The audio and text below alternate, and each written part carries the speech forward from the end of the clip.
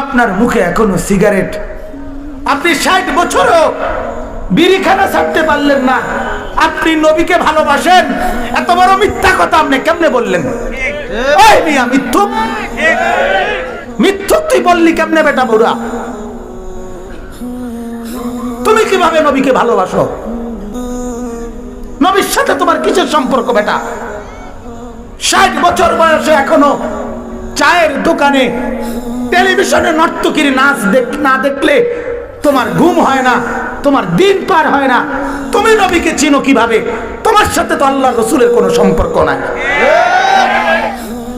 এত হারামের টাকা, এত সুদের টাকা, এত মিথ্যা ধোঁকাবাজির টাকা তোমার পকেটে, তুমি আল্লাহর রাসূলকে ভালোবাসো? হ্যাঁ, স্পষ্ট করে বলো, নবীকে ভালোবাসো নাকি জিলাফি ভালোবাসো?